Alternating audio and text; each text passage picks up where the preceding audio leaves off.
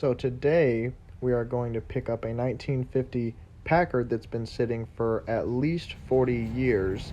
My dad picked this car up here in Tucson, and we are going to get it out of its hole. So here it's been sitting in this spot since I believe the early 80s, and we're putting new tires on it right now, or some different tires anyway, ones that'll inflate, because this thing is just buried. And we're going to get it out of here and take it home and see if we can't get it running. Now, the last year for Packard was 1956, so this is 1950, 6 years before they got nixed. And this is the inside of the car. As complete as the car is, I don't know what was going on with that dash, why they took it out like that, but you can already see the cactus in the seat. There's some pack rats that got in here and made their home in here. The floors are pretty filthy, but you see cobwebs everywhere. It's just a pretty dirty car. But really, when you look at it, it's really complete, and it's a pretty nice car. And the car is extremely straight, and the paint is all there, the trim is all there, and in good shape also. Not only is it there, but it seems to be in great shape. I don't see a dent on this car anywhere. The bumper looks pretty great, even though it's got some crud on it, and the tires are pretty buried. The car is in decent shape. It's even got the spare tire in the trunk, more pack rat turds, but hey, not a terrible big deal. Now, we will admit that I think it has a face only a mother could love. I don't think it's the most beautiful car that ever came out of Detroit, but it is a decent car, and it's still here. And I'm a big fan of visors. Always love visors. Visors make a car look cool.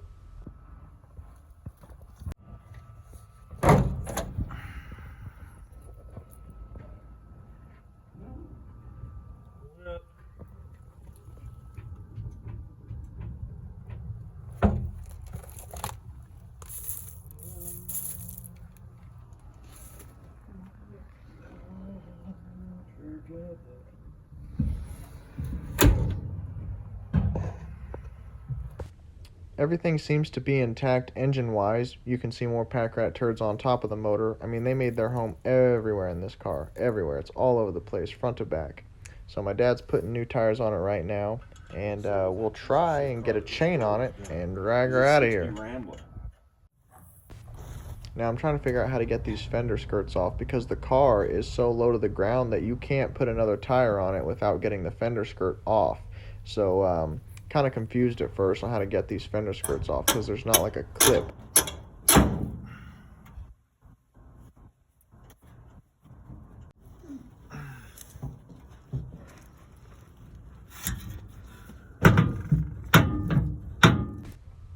So now that I figured out how to get the fender skirts off, we'll jack the car up, take the tires off, and put a different set on them. And found a little furry friend. Probably was living in the car for some time. One thing I thought was really cool is the tire says Sears on it. You know, Sears obviously used to be a giant of the American economy. Now they're no longer here, but I still think it's cool the tire says Sears. And this Solo low-fat cottage cheese. Pretty cool. Kind of wish I could find some old coins in here instead of a cottage cheese can, but, you know, you get what you get.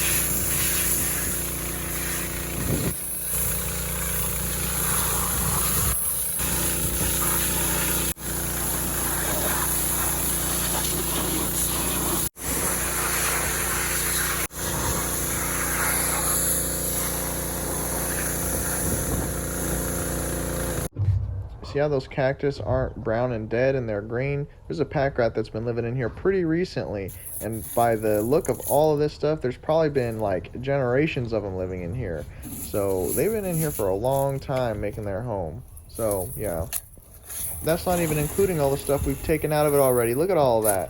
I mean, it's just so much. If you like watching this, make sure you hit that like button to help in the YouTube algorithm and to see more cameos of my dog.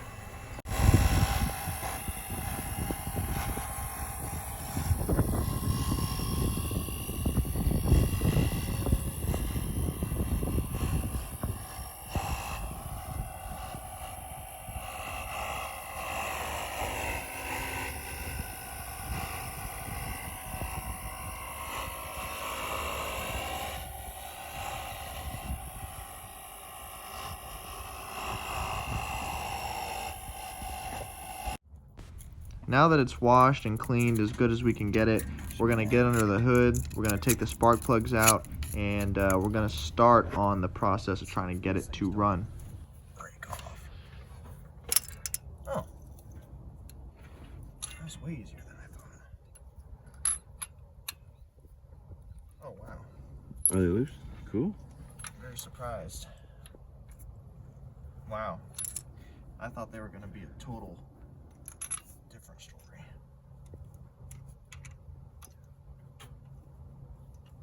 When they looked, it looked like they went pretty bad. Yeah. Like they weren't gonna come loose.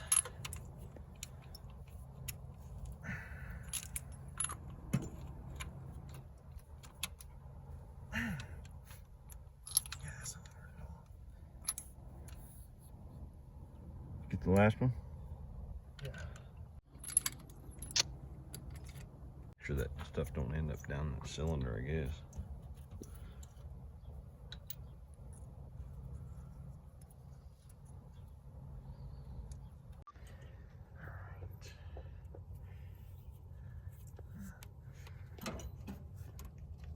At least ways I hope it does. Let's see when. Go ahead. The fact that it pushed all that air past my finger tells me that it has compression, and there's a pretty good chance this thing's gonna run.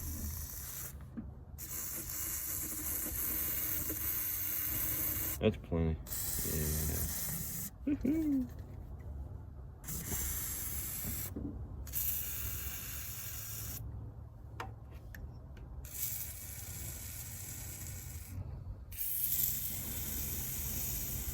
A little bit. That's good.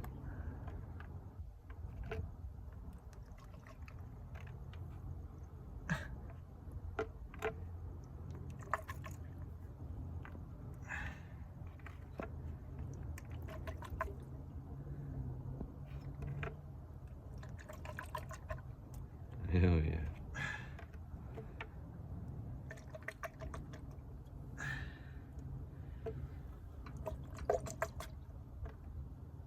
Be careful because it might spit out a little bit. Yeah, go ahead.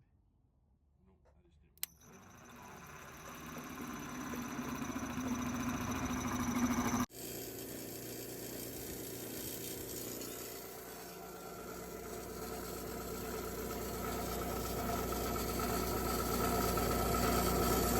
So this is a spark plug cleaner.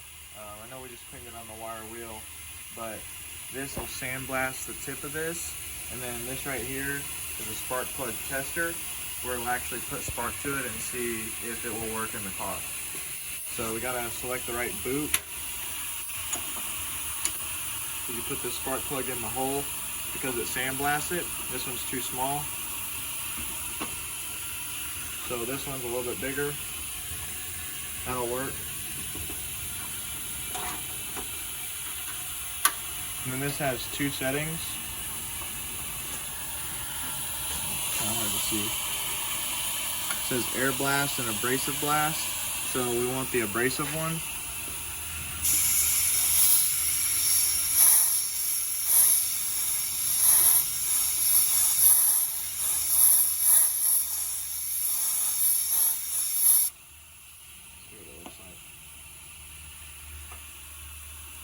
See how it cleans the tip of that? See how it's black and then this one's nice and clean? We want all of them to look like this, not black, sooty like that.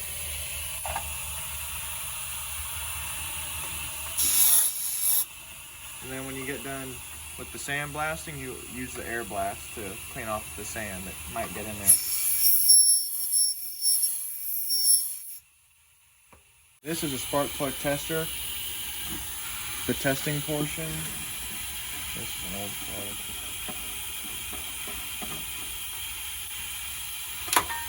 You go ahead and put this in there just like you were screwing it into the car. And here is your spark plug wire.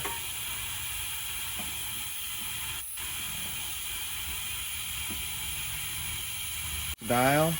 This simulates compression. See how that air dial's going up? So we're at like 80, 90 PSI right now. Simulate. You can hit this button and you can see in this mirror if it will work or not. See? I'm hitting that button and you can see that little spark in there.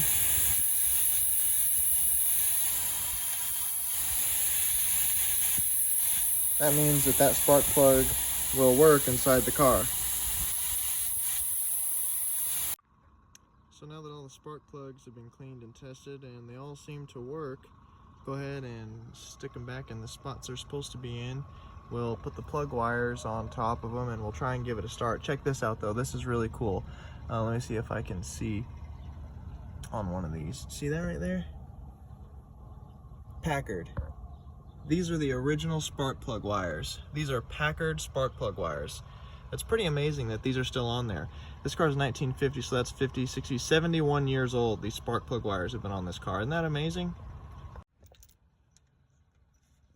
You know, I usually like to say, you want to be careful whenever you go to put the spark plug wires back on that you don't accidentally put one where it's not supposed to be because it won't run right. But old wires have an advantage of what I call having memory. Because they're so old, they're petrified in place, and each wire stays where it's supposed to be even when you take it off because they're so petrified in their place. They've got memory. Ready? Yeah.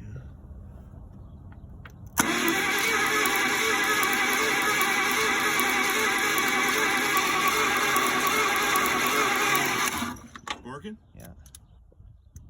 What do you think of that? Win. Alright, we got our liquid gold here. Gonna give it a little pour. Alright. Ready? Yeah. Ooh! Try it again here. Okay.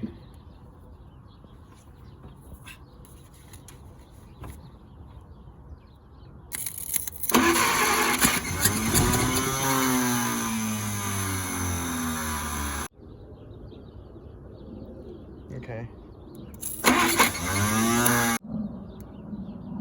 Keep going. There you go. Alright, it's quite a bit. Yep. Pour some more gas. Alright. Alright, that's...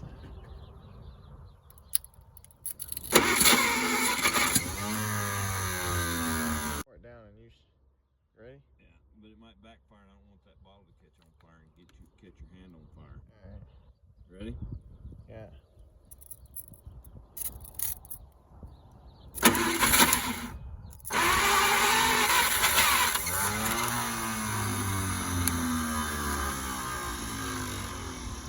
Alright.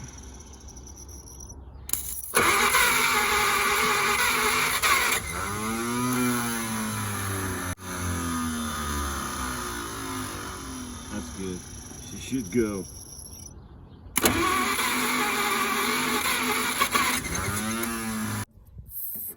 Got a little brake clean.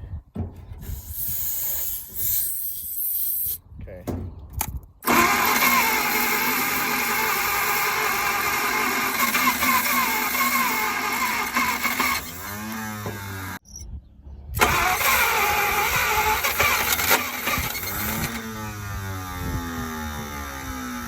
Okay. Try it again. Put a little bit more in there. All right. Okay. Ready? Yeah, I'll try it. There it goes. Woo!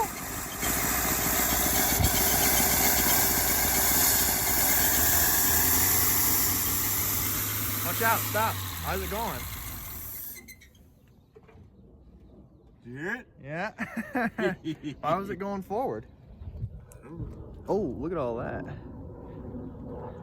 Oh, we got some smoke.